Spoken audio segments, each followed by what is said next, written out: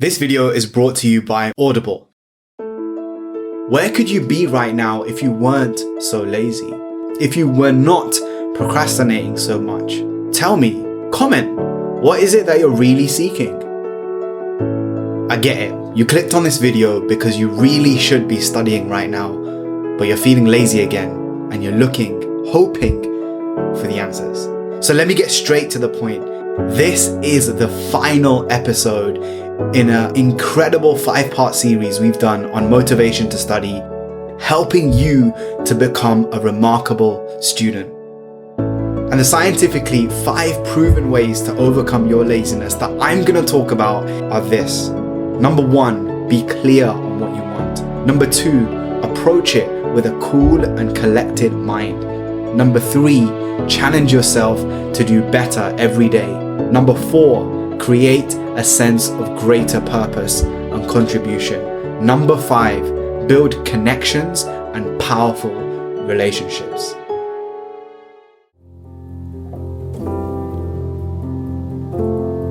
And the first of the 5 ways that you can conquer your laziness is choose excellence.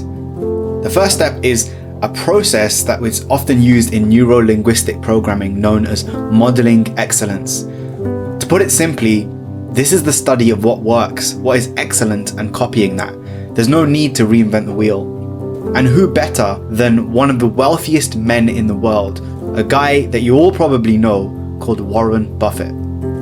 Warren is a prolific investor and has built a net worth close to almost $90 billion. And naturally, this kind of wealth has given him plenty of admirers. So what is it that we can learn from him about overcoming laziness? And the answer is you need to be clear on what you're getting done every single day, but also within your lifetime, what matters and what doesn't.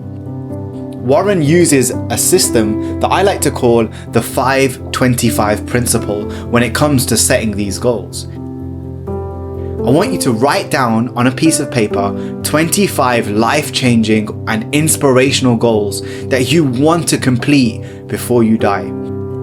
Things that if you could accomplish, you would really feel like you'd mastered your potential. Once you've done this, I want you to take a look at your list. Now your job gets more difficult. Choose from that list just 5 that you really want to complete above all others and circle them. Don't just listen, take action. And here comes the difficult bit. Everything that you don't circle but those 5, you cross out. That is now your focus for the rest of your life. Until you get them done, you don't do anything else. When inspiration comes from inside, it remains. And when inspiration comes from outside, it fades. And that's why I'm encouraging you not just to listen to my voice, but to take action based on your voice, on your inspiration. This narrowing of your focus is going to give you the kickstart that you need. Number 2 is a calm mind. The next method you can use is a mindful meditation practice, any that works for you. And I say this because it's not meditation alone, but the habit of meditating that builds the benefits. A 2012 study done by Italian neuroscientist G. Pagnoni found that meditation not only changes brain patterns, but it also confers advantages in mental focus that may improve your cognitive performance. And Pagnoni recruited 12 Zen meditators who'd been practicing for at least 3 years. He compared them with a control group of 12 volunteers who'd never meditated but were the same age and had the same education level as the meditators. He then put each of them into an MRI machine to measure how their brain patterns were moving and functioning. What did he find? Compared to the non-meditators, the meditators had more stability in what's known as the VPMC, a region of your brain that's thought to be linked to spontaneous thoughts and mind wandering. In every test that he did involving mental focus, the meditators who had a consistent habit of meditating outperformed the control group on the task. Number 3 is choice. Maybe you're not lazy, but you're lost. A man convinced against his will remains of the same opinion still. Did you choose to take on this work, this assignment, even if it was forced on you by your parents, your friends, your school, college, university? Did you take some time to make that choice your own? There is a concept known in the world of psychology called the Locus of Control. What we refer to when we talk about a locus of control in an individual is something that dictates not just your own laziness, but things like your attitude, your performance, and fulfillment from life. And what it refers to is an individual's belief system regarding the causes of his or her experiences, the factors that attribute to your success or failure. There are two main types of control: the external locus of control and an internal locus of control. And if we take an honest look at your focus and procrastination today, is it based on externalized factors or internalized factors? Which one has greater effect? Which one has greater importance? If a person has an internal locus of control, that person attributes their success to his or her own efforts and abilities. On the other hand, if you have an external locus of control, you're constantly looking out the window instead of in the mirror. You're attributing your success or your lack of it to luck, fate, and therefore it's less likely you're going to put the effort in. That's not to say that an internal locus of control is good and an external locus of control is bad. There are other variables that we have to consider. However, psychological research has found that people with an internal locus of control, they tend to be better off in life.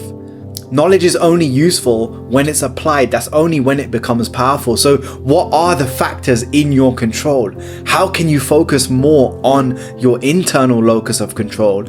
And be honest with yourself. Where are you letting laziness creep in again? Where are you falling victim to your external locus of control? Number 4 is contribution. When you think of the jobs that people imagine as being the most meaningful, what do you think of? Fireman, nurse, midwife, neurosurgeon, teacher. These are all jobs that help other people in some way. There's a growing body of evidence that helping others is a key ingredient for life satisfaction. People who volunteer, for example, tend to be less depressed and healthier. A randomized study showing that performing a random act of kindness makes the individual giving even happier. And a global survey found that people who donate to charity are as satisfied with their lives as those who earn twice as much. So if you're feeling lazy, instead of trying to find ways to be more productive, find ways to be more of service. Growth in one area of your life translates to growth in other areas of your life. So give, make a difference. And the final one, and perhaps the most important one, are you happy? Seriously, are you happy? Are you connected with good people and building good relationships? None of us exist in isolation, and the most common regret of those who are dying is not maintaining good relationships with good people. You can't do epic things with basic people. Social connection is the greatest predictor of long-term happiness and the greatest long-term predictor of success. It's not that success makes you happy, it's the other way around. Being happy makes you more successful. I want you to take action on the videos that you've seen. I want you to apply this to your own life. And I want to end with the following quote: whatever the mind of man can conceive and believe, he can achieve. Number 1, be clear on what you want. Number 2, approach it with a cool and collected mind. Number 3, challenge yourself to do better every day. Number 4, create a sense of greater purpose and contribution. Number 5, build connections and powerful relationships. And a special thanks to our sponsor for this video, Audible. Visit audible.com/motivation or text motivation to 500 to get your free trial and access some free audiobooks from their library of thousands and thousands of titles, as well as podcasts, wellness programs, and more. I would highly recommend you check out Happiness Advantage by Sean Aker, whose research I just mentioned in my final point. Visit audible.com/motivation or text motivation to 500.